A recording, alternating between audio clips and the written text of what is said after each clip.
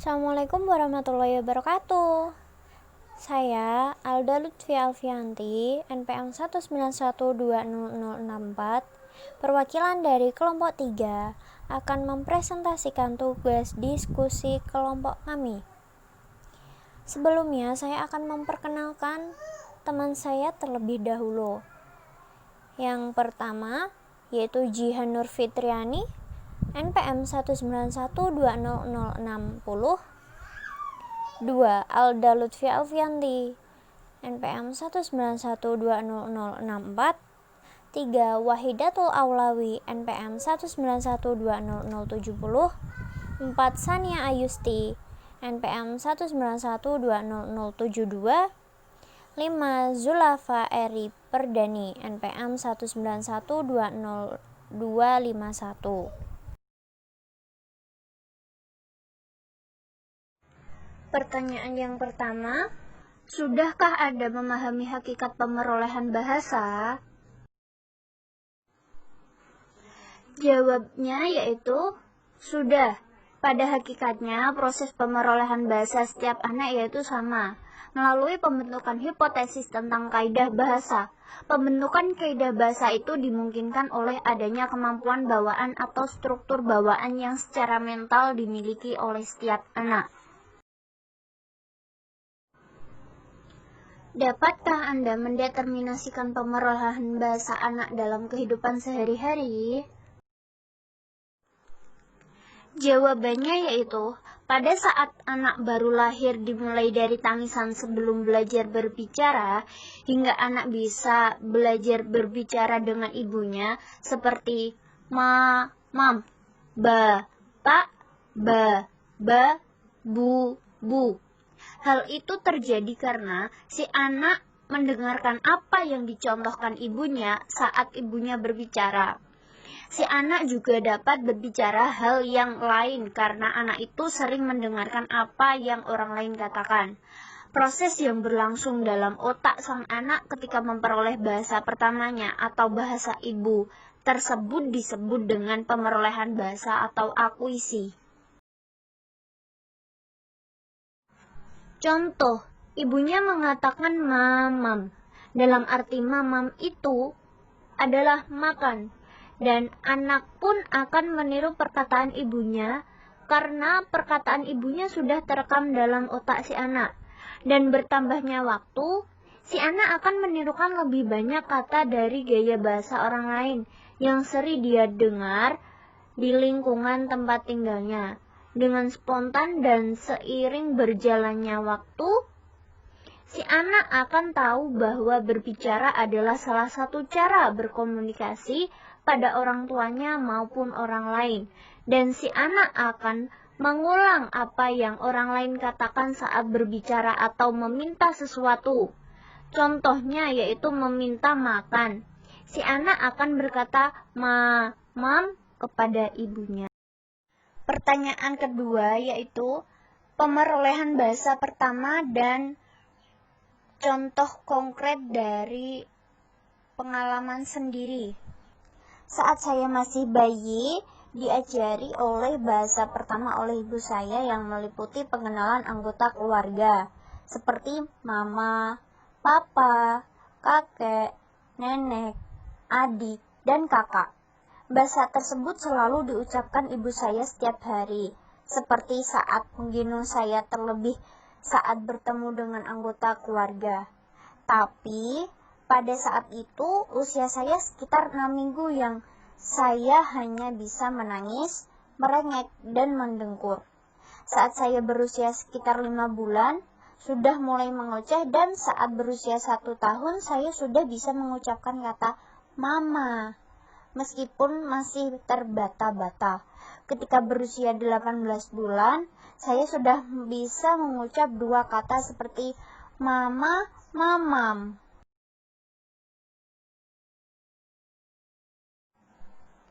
Penjabarannya yaitu, hal ini tampak jelas bahwa pemerolehan bahasa pertama atau bahasa ibu dimulai ketika bayi baru lahir yang hanya bisa menangis, merengek, mendengkur, dan mengoceh.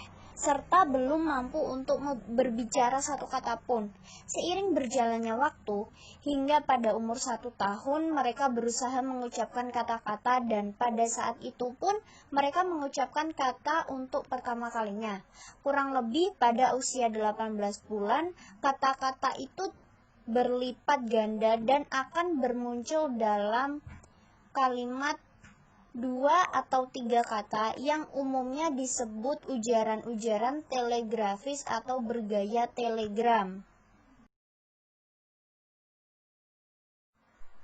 Pemerolehan bahasa kedua. Contoh konkret pengalaman sendiri, yaitu ketika usia saya 2 tahun, saya mampu mengucapkan kombinasi kata seperti permen Yupi ini enak. Dan selain itu, saya juga sering bertanya ketika melihat sesuatu yang baru, seperti saat melihat kucing. Apa itu? Takut. Dan orang tua saya memberitahu seperti ini. Itu kucing, suaranya miau, miau. Dari penjelasan tersebut, saya mengerti bahwa itu kucing adalah kucing dan suara kucing miau, miau.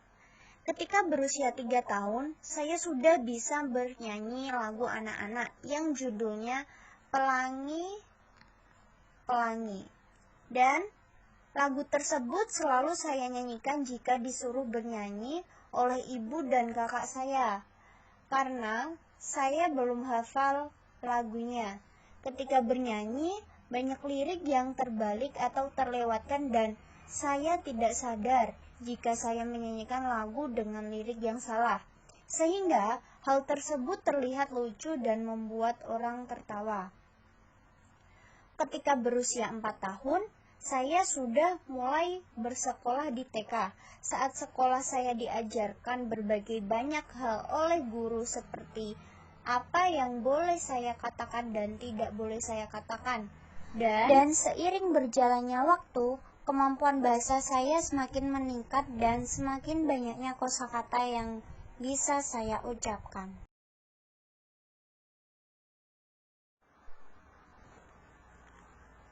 Penjabarannya yaitu, hal ini tampak jelas bahwa pemerolehan bahasa kedua, tempo produksi kata semakin meningkat, dengan makin banyaknya kata yang diucapkan setiap hari dan semakin banyaknya kombinasi kalimat yang dituturkan. Pada usia 2 tahun, anak-anak memahami bahasa yang lebih canggih dan kecakapan bertutur mereka pun berkembang bahkan untuk membentuk pertanyaan. Pada usia 3 tahun, anak-anak bisa mencerna kuantitas masuk yang luar biasa. Kemampuan bicara dan pemahaman mereka meningkat pesat ketika mereka jadi produsen ocehan non-stop dan percakapan tiada henti. Bahasa pun menjadi berkah sekaligus petaka bagi orang-orang di sekitarnya. Kreativitas mereka ini hanya sekedar untuk mendapatkan senyum dari orang tua dan saudara kandung mereka. Kelancaran dan kreativitas ini berlangsung hingga usia sekolah, ketika anak-anak menyerap struktur yang semakin kompleks dan memperluas kosakata mereka, serta mengasah keterampilan komunikasi mereka. Pada usia sekolah, ketika mereka mempelajari fungsi-fungsi sosial bahasa mereka, anak-anak tidak hanya belajar apa yang harus mereka katakan, tetapi juga apa yang jangan pernah mereka katakan. Konsep apa yang membedakan 3 teori pemerolehan bahasa?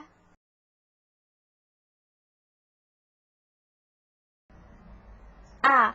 Teori nativisme.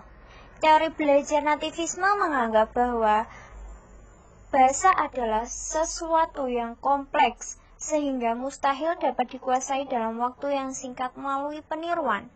Setiap manusia yang lahir dibekali dengan suatu alat untuk memperoleh bahasa, yaitu berupa LAD, Language Acquisition Deficit, yang memungkinkan seseorang anak dapat membedakan bunyi bahasa tanpa LAD. tidak memungkinkan seorang anak dapat menguasai bahasa dalam waktu singkat dan bisa menguasai sistem bahasa yang rumit. Dengan kata lain, pemerolehan bahasa seorang anak didapatkan melalui kemampuan lingualnya secara genetis yang telah diprogramkan di dalam dirinya, yaitu berupa LAD. B. Teori behaviorisme. Teori belajar behavior bersifat empiris yang didasarkan pada data yang diamati. Belajar bagi kaum behavioris adalah pembentukan hubungan asosiatif antara stimulus dan respon yang berulang-ulang sehingga terbentuk kebiasaan. Pembentukan kebiasaan ini disebut dengan pengondisian.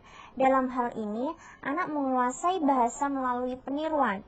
Perkembangan bahasa seseorang ditentukan oleh frekuensi dan intensitas latihan yang disodorkan.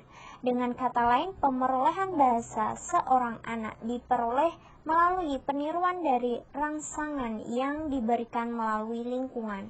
Semakin sering seorang anak menirukan dan berlatih berbicara dari kosakata atau bahasa yang didapatkan dari lingkungannya, maka hal tersebut akan menjadi suatu kebiasaan bagi sang anak dan semakin banyak juga kosakata yang dimiliki, sehingga kemampuannya dalam berbahasa juga semakin meningkat. C. Teori kognitivisme. Menurut teori kognitivisme, yang paling utama harus dicapai adalah perkembangan kognitif. Barulah pengetahuan dapat keluar dalam bentuk keterampilan berbahasa. Bahasa bukanlah suatu ciri alamiah yang terpisah, melainkan salah satu di antara beberapa kemampuan yang berasal dari kematangan kognitif. Bahasa distrukturi oleh nalar. Perkembangannya berdasarkan pada perubahan yang lebih mendasar dan lebih umum di dalam kognisi. Titik awal teori kognitif adalah anggapan bahwa kapasitas anak dalam menentukan struktur dalam bahasa yang didengar di sekelilingnya. Hal tersebut berupa stimulus yang merupakan masukan bagi anak yang diproses dalam otaknya. Pendekatan kognitif dalam belajar bahasa lebih menekankan pada pemahaman, proses mental atau pengaturan dalam pemerolehan dan memandang anak sebagai seseorang yang berperan aktif dalam proses belajar bahasa. Sekian dan terima kasih. Apabila ada salah kata mohon dimaafkan. Wabillahi taufik wal hidayah. Wassalamualaikum warahmatullahi wabarakatuh.